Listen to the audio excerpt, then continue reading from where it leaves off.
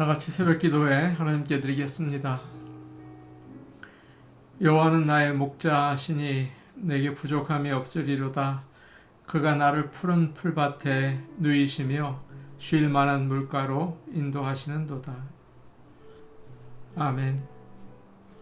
다 같이 찬송가 370장 부르겠습니다. 370장입니다.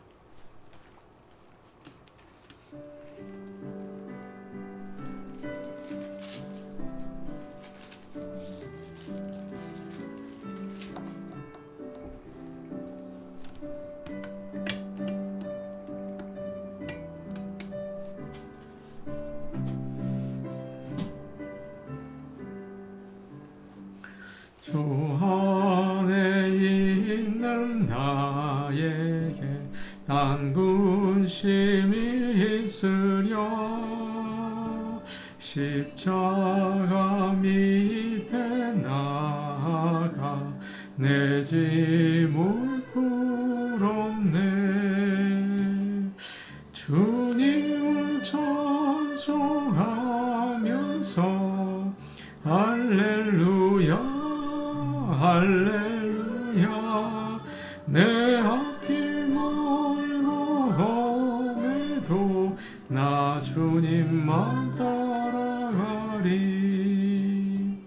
그 두려움이 변하여 내 기도 되었고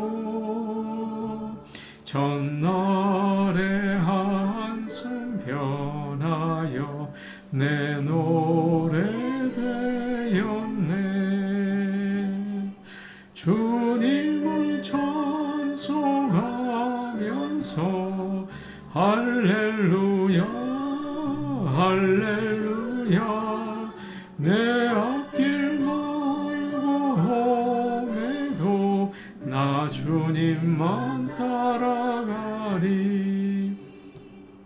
내 주는 자비하셔서 늘 함께 계시고 내 궁핍 화물하시고 늘 채워주시네. 주님을 찬송하면서 할렐루야 할렐루야. 내 앞길 멀고 험해도 나 주님만 따라가리. 내 주와 맺은 언약은 영불변하시니 그 나라 가기까지는 늘 보호하시네. 주님을 찬송하면서 할렐루야 할렐루야. 내 앞길 멀고 험해도 나 주님만 따라가리. 찬송가 450장입니다. 450장입니다.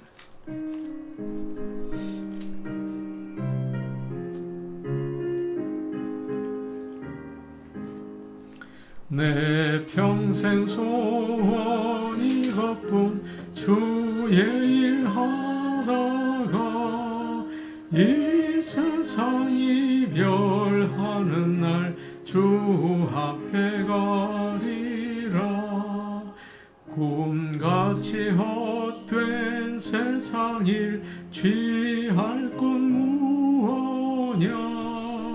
이 수고함 많아여도 헛된 것뿐일세. 불같은 시험 많으나 겁내지 맙시다. 구주의 권능 크시니 이기고 남겠네. 금보다 귀한 믿음은 참보배 되도다. 이 진리 믿는 사람들 다 복을 받겠네. 살같이 바른 광음을 주 위에 아끼세.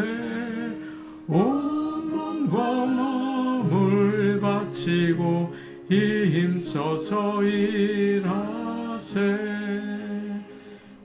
아멘.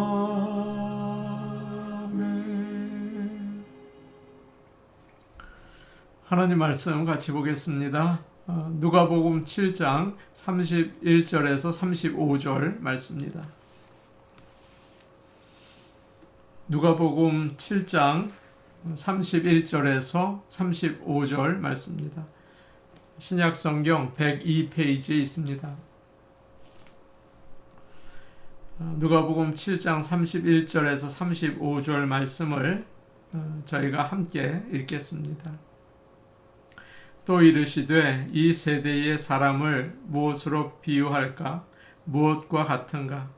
비유하건대 아이들이 장터에 앉아 서로 불러 이르되 우리가 너희를 향하여 피리를 불어도 너희가 춤추지 않고 우리가 곡하여도 너희가 울지 아니하였다 함과 같도다.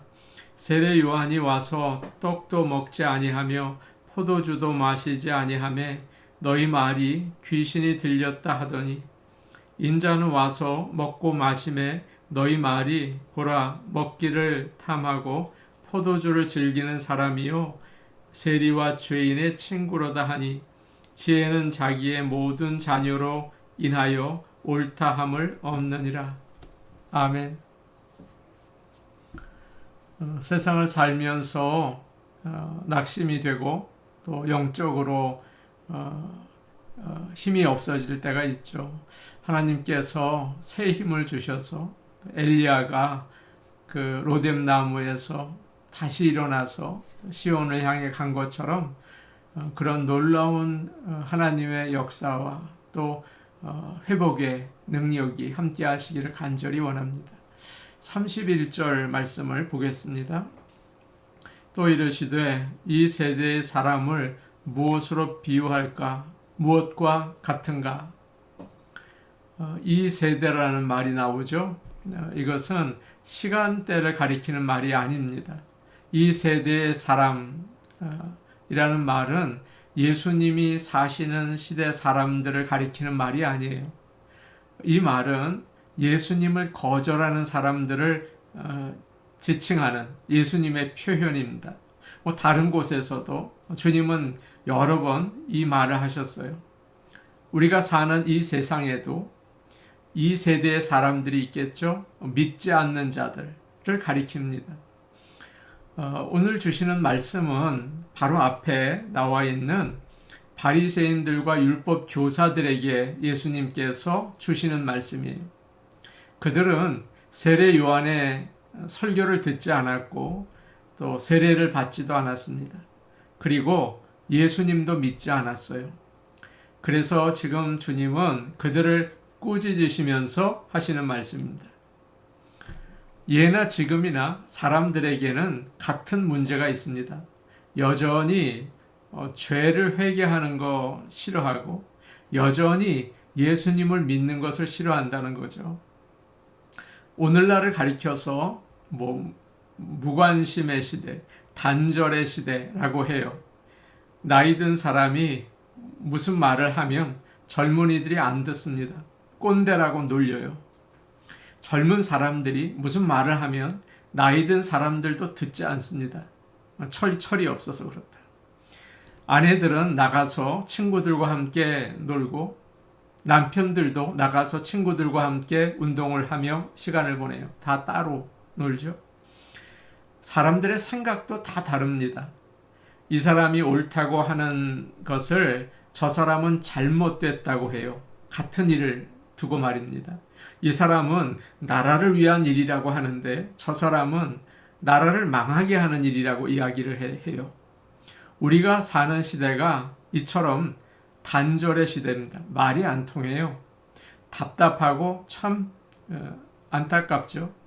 그래서 어떤 사람들은 세상이 왜 이렇게 자기 말만 하나, 왜 이렇게 이기적인가 안타까워하는데, 정작 그 사람들도 다른 사람들을 이해하겠다는 생각은 하지 않고 내 말을 좀 들어달라, 내 생각을 좀 이해해달라, 그렇게 외치는 거죠. 이것이 이 세대의 사람들 모습입니다. 32절 말씀 우리 같이 보겠습니다. 32절 말씀입니다. 함께 보십니다. 시작. 비유하건대 아이들이 장터에 앉아 서로 불러 이르되 우리가 너희를 향하여 피리를 불어도 너희가 춤추지 않고 우리가 곡하여도 너희가 울지 아니하였다 함과 같도다. 주님은 짧은 비유를 들려주십니다. 아이들이 장터에서 놀고 있어요. 마을 한가운데 넓은 공터가 있는데 거기에 장이 서기도 하고 사람들이 모여서 행사를 하기도 하고 회의를 하기도 했어요. 거기서 아이들이 놉니다. 아이들은 주로 어른들이 하는 일을 흉내내면서 놀았어요. 가장 기쁜 일, 결혼식이죠. 신랑과 신부와 친구들이 예쁜 옷을 입고 거리에서 퍼레이드를 합니다. 잔치를 열고 춤도 추고 맛있는 음식도 먹어요. 아이들이 이거 따라하는 거예요. 가장 슬픈 일은 장례식이에요. 사람들이 모여서 막 울고 곡을 합니다. 관을 메고 장지로 가는데 사람들이 줄을 서서 울면서 가요. 아이들이 그 모습을 따라합니다. 참 특별한 모습들이잖아요. 그런데 아이들이 결혼식 놀이를 하려고 이제 피리도 불고 춤도 추는데 다른 아이들이 호응을 안 하는 것입니다. 아무 반응이 없어요. 시큰둥해요. 재미없니? 나 결혼식 놀이 싫어. 아, 그래? 그러면 장례식 놀이를 한번 해보자. 또 아이들이 슬픈 노래를 막 부르면서 우는 신용을 합니다. 그런데 이번에도 친구들이 반응이 없어요. 너 왜 아무것도 안 따라해? 나 장례식 놀이도 싫어. 그러는 겁니다. 결혼식 놀이도 싫다고 하더니 이제는 장례식 놀이도 싫다고 해요. 아무 관심이 없는 거죠. 주님은 그 이야기를 이제 바리새인들과 율법 학자들, 교사들을 향해서 하고 계십니다. 33절 말씀 우리 같이 보겠습니다. 33절 말씀입니다. 함께 보십니다. 시작. 세례 요한이 와서 떡도 먹지 아니하며 포도주도 마시지 아니하며 너희 말이 귀신이 들렸다 하더니. 주님은 간단한 비유를 말씀하신 후에 그것을 세례 요한에게 적용하고 또 자신에게도 적용하세요. 주님은 세례 요한이 한 일을 장례식에 비유하신 거예요. 요한은 보통 사람들이 하는 생활과 완전히 다른 생활을 했죠. 떡도 먹지 않고 포도주도 마시지 않았어요. 광야에 살면서 메뚜기 잡아먹고 옷은 낙타 털옷을 입고, 그는 또 나실인이었기 때문에 포도주를 전혀 마시지 않았습니다. 그러니까 참 특별한 생활을 한 거죠. 그는 다가오는 심판을 경고하면서 죄로 회개해라, 슬퍼해라 라고 선포했죠. 처음에 바리새인들과 율법 교사들은 세례 요한을 참 좋아했습니다. 하나님의 선지자다. 이사야와 말라기가 예언한 메시아를 준비하는 선지자다. 환영을 했어요. 그런데 조금 지나니까 바뀌었습니다. 저 사람 참 이상하게 행동하지 않아? 옷도 이상하게 입고 말도 거칠게 하고 정상이 아니야. 귀신이 들린 것 같아 라고 이야기한 거죠. 바리새인들과 율법 교사들이 세례 요한을 그렇게 낙인 찍은 이유가 뭘까요? 그의 메시지 때문입니다. 요한이 자기들을 보면서 이 독사의 자식들아, 죄인들아 회개해라 라고 하니까 듣기 싫은 거죠. 사람들은 싫으면 그 사람의 말이나 행동이나 어떤 것이든지 꼬투리를 잡아요. 공격을 합니다. 자신을 정당화시키기 위한 방법이죠. 세례 요한 다음으로 예수님이 오셨어요. 그런데 그들은 또 비판을 하는 겁니다. 34절 말씀이에요. 우리 같이 보겠습니다. 34절입니다. 시작. 인자는 와서 먹고 마심에 너희 말이 보라 먹기를 탐하고 포도주를 즐기는 사람이요 세리와 죄인의 친구로다 하니. 바리새인들과 서기관들은 예수님도 마음에 들지 않았어요. 요한이 너무 불심판이 가까이 왔다. 죄를 회개하라. 그러니까 막 우울하고 장례식 같잖아요. 그런데 예수님은 완전히 반대이셨습니다. 요한이 광야에서 사역을 했다면 예수님은 여러 마을들을 다니시면서 사람들과 가까이 지내시고 특별히 죄인들과 함께 식사를 하시고 삭개오의 집에도 가고 마태의 집에도 가고 그의 좋지 않은 친구들과 함께 식사도 하고 그러셨어요. 결혼식에 비유할 수 있는 삶을 사신 거예요. 그러니까 바리새인들과 율법 교사들은 싫었습니다. 예수는 파티를 좋아해. 먹는 거 좋아하고 포도주를 즐겨해. 천한 사람들과 어울려 다녀 못마땅한 거죠. 바리새인들과 율법 교사들은 자기들이 제일 잘 믿는다고 생각을 했습니다. 그러니까 요한이 자기들을 죄인이라고 하니까 기분 나쁜 거죠. 예수님이 죄인들과 어울려 다니니까 수준 떨어져 보인 거죠.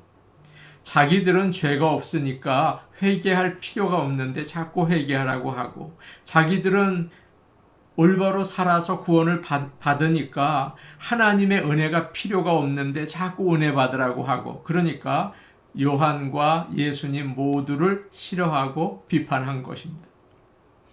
어떤 사람들을 보면 항상 잘못을 찾아내요. 그렇게 하는 게 어려운 일은 아닙니다. 교회가 옛날 찬송만 부르네. 너무 경건해. 장례식장 같잖아.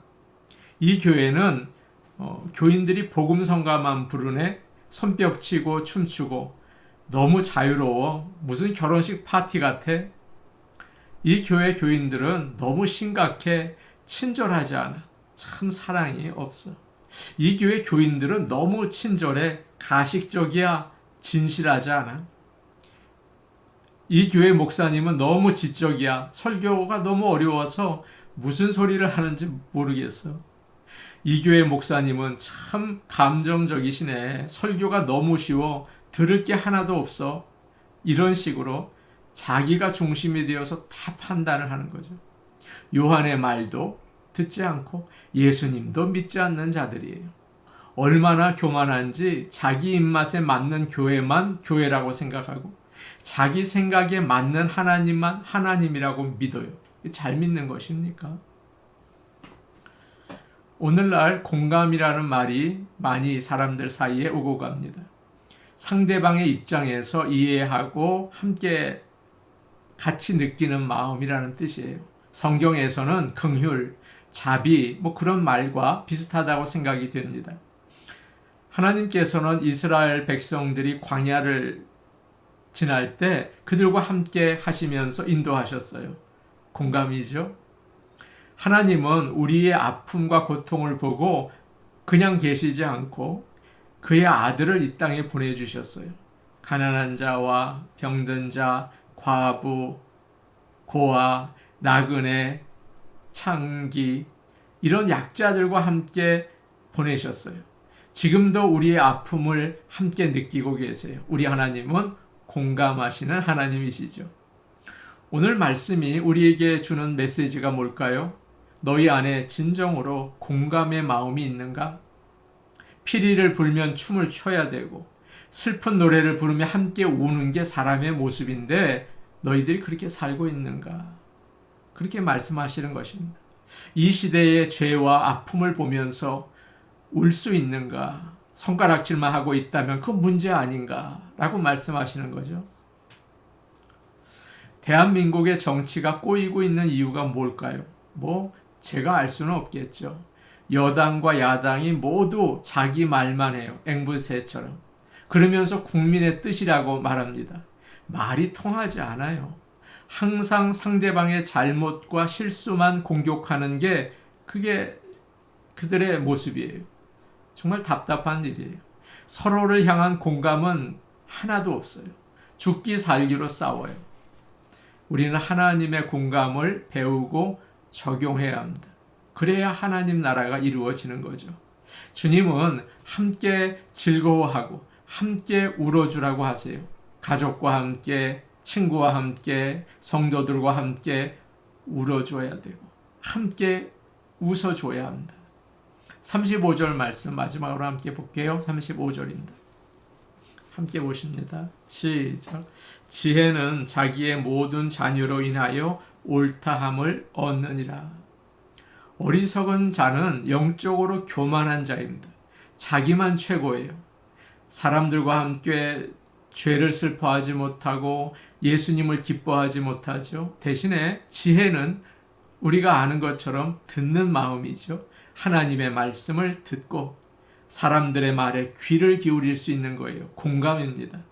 하나님과 사람들과 소통하고 공감할 수 있는 것이 진정한 지혜로운 자들이에요. 사랑하는 성도 여러분, 우리의 마음을 성령님께서 역사하셔서 하나님의 뜻에 귀를 기울이고 다른 사람의 처지에 우리의 마음을 쏟고, 그래서 하나님이 기뻐하시는 요한의 말도 듣고 예수님도 나의 구주로 삼고 따라갈 수 있는 모든 성도들 되시기를 축복합니다. 아멘. 우리 같이 기도하겠습니다. 피리를 불어도 춤을 추지 않고 곡을 해도 울지 않는 그런 딱딱한 마음이 우리에게 있지는 않습니까? 성령께서 이 시간 역사하셔서 죄를 안타까워하고 이 시대의 죄와 악한 모습을 보고 안타까워 기도할 수 있고 예수님처럼 사람들을 사랑하고 하나님의 은혜를 나눌 수 있는 우리가 되게 하여 주시옵소서. 전도주의를 위해 기도하겠습니다. 10월 20일 우리가 기도해야겠죠. 우리 힘으로 할 수 없으니까 하나님께서 영혼을 구원하시는 역사가 우리 교회에 있게 하옵소서. 9월 둘째 주일부터 노방전도를 나가는데 그냥 나가면 아무 의미가 없어요. 기도하고 나가야 하나님께서 역사하십니다. 기도해 주세요. 9월 둘째 주일부터 노방전도 나갈 때 하나님께서 그 자리에 함께 하시고 역사하옵소서. 주일 예배를 위해서 기도해야겠습니다. 하나님께서 영광 받으시는 은혜가 가득한 예배 되게 하옵소서. 우리 같이 기도하시겠습니다. 은혜로우신 아버지 하나님, 단절된 시대에 살고 있습니다. 나만 알고 나만 기준이 되며 다른 사람 판단하고 교회도 판단하고 하나님도 판단하는 정말 어리석기 짝이 없는 시대 가운데 살고 있습니다. 아버지 하나님, 주님이 우리에게 주신 말씀과 성령의 인도하심을 따라 공감하게 하시고 하나님의 뜻에 공감하고 또한 사람들의 처지에 공감할 수 있는 참으로 성령 충만한 삶을 살게 하여 주시옵소서. 은혜로우신 아버지 하나님, 전도 주의를 저희가 정했지만 인도하시는 분은 하나님이시고 긍휼을 베푸시는 분도 하나님이십니다. 우리 교회를 통하여 아버지 하나님 역사하시고 구원의 역사와 능력이 나타나게 하옵소서. 9월 둘째 주일부터 저희가 노방전도를 나갑니다. 나가고 들어오는 것이 문제가 아니라 하나님이 우리와 출입하는 게 문제입니다. 하나님 그 자리에 우리와 함께 하시고 우리와 동행하시며 하나님의 역사를 보게 하여 주시옵소서. 주의를 위하여 기도합니다. 하나님의 은혜, 하나님의 영광 나타나는 예배 되게 하셔서 우리가 모두 주님께 찬양하게 하여 주옵소서. 예수님 이름으로 기도하옵나이다. 아멘. 하나님 아버지, 단절의 시대를 살고 있습니다. 자기가 주인이 되어서 모든 것을 판단하고 교회도 판단하고 또 성도들도 판단하고 하나님조차 판단하는 세상이 되었습니다. 아버지 하나님, 우리를 불쌍히 여겨 주시옵소서. 주님의 말씀, 하나님의 말씀에 귀를 기울이고 마음을 열어 공감을 할 수 있는, 주님의 뜻에 공감하며 사람들의 처지에 공감할 수 있는 지혜로운 자들 되게 하여 주옵소서. 예수님 이름으로 기도하옵나이다. 아멘. 오늘도 복된 하루 되시기 바랍니다. 개인 기도하시겠습니다.